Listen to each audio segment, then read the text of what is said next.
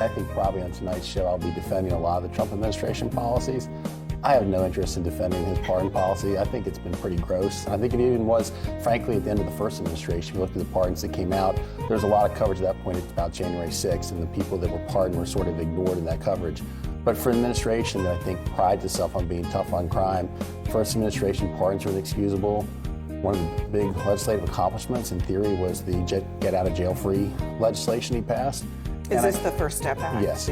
Yes, and I think that now it's almost like he looked at what Biden did. I think that's what makes it difficult for Democrats to condemn it, is because of how gross Biden's pardons were. But it's almost like he saw what Biden did and said, "Hold my beer, and I'm going to show you and go farther." I mean, okay. Interestingly, I think you would get a lot of Democrats arguing the First Step Act was actually a good thing that Trump did in his first term. Sure, a lot of Democrats do argue. But what he is doing now is not the First Step Act. Definitely. I think this is a larger pattern of Donald Trump selling out the little guy in favor of the big guy. If you don't have the resources, he'll send you to CCOT without due process. But if you have resources, you'll get out of jail for free, right? If you're a minor who works hard, he'll cut the program at HHS that takes care of minors while standing on stage and saying that he's for minors. Or he'll give a pardon to a reality TV star with resources instead of helping people who need a tax cut. This is just part of a larger trend with Donald Trump, who will always do things for the wealthy while also claiming he's for working class people, but doing absolutely nothing to back it up. As a matter of fact, undercutting them in the process. I just think like what these people represent, though, they're all sort of a part of the Donald Trump narrative. He is pardoning reality stars who are being accused of white-collar crimes. President Trump, who is the ultimate victim, namely of some white-collar crimes. I mean, if he exonerates them, it makes him look better. It changes the narrative of his story. Tax evasion, these kind of crimes that aren't always as tangible. I don't know if they're all white-collar crimes. I mean, the first big pardon group he did was pardoning the people who beat up police. No, but I mean, That's these people in particular. But they have also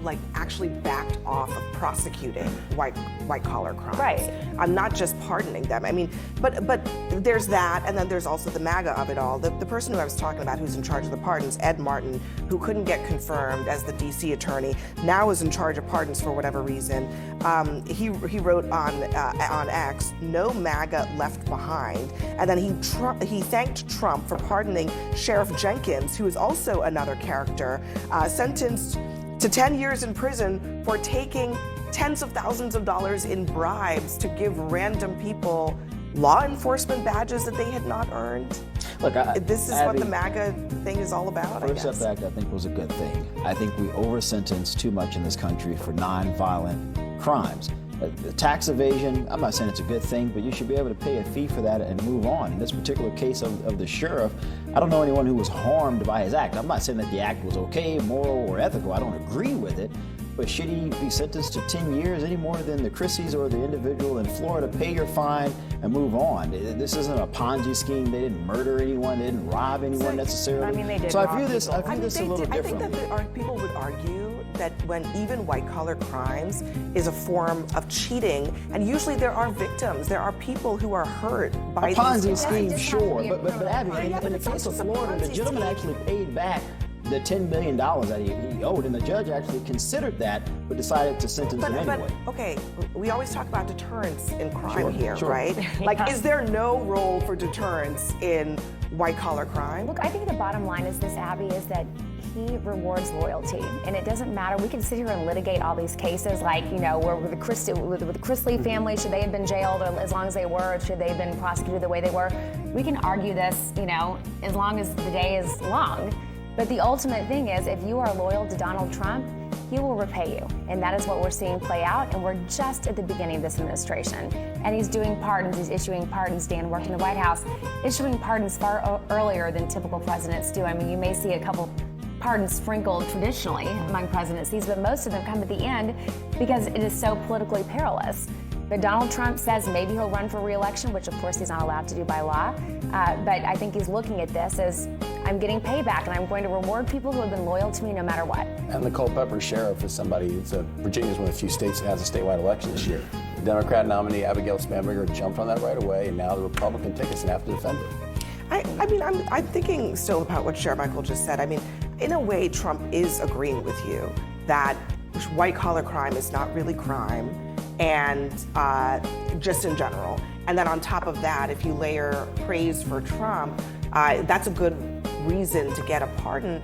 What kind of message does that send in It this sends that what country? he did was not a serious crime. He was indicted for white-collar crime. How does President Trump send that message? By then pardoning anyone who has a similar crime. But Abby, I think there's a distinct. he's a victim. I That's think what there's a he's trying to distinct say. difference from, again, someone who's running a Ponzi scheme versus someone who's committing tax evasion. I think someone who's committing a Ponzi scheme, they're literally harming people in real time. You should go to prison for that.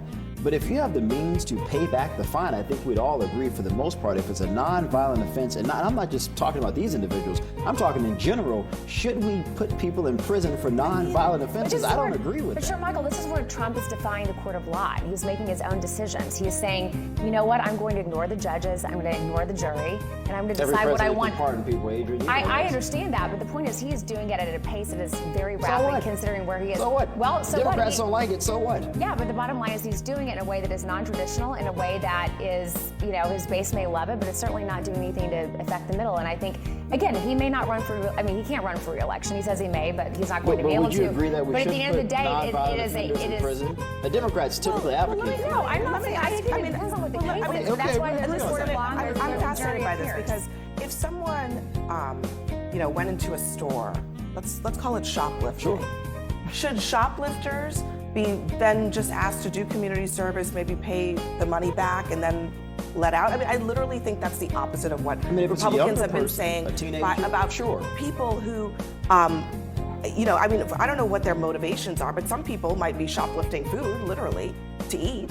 It's upper class. I guess I'm just saying it feels like there's a different standard for rich. Well, there's not a Yes, different it's standard upper for me. class Abby. crime. I know where my ethos and then is. everybody so- else, it's like So tough let's luck. take your The hammer example, comes down, and, yeah. and there are some young kids that are impoverished and they stole something from a store. I don't want these kids' lives completely ruined by some ridiculous judge But that is sentencing not them the to Trump 12 platform. or 24 months I guess in what I'm prison. saying is that's That not Trump the, did, by that's the way. not the Trump That's not platform. law and order, right? That's not the law and order Yeah, platform exactly. that Donald Trump has been talking It's about. also a process. You can elect people to get laws off the books if you want. It's not something that I think you just decide we're going to have somebody granting broad pardons at the White House.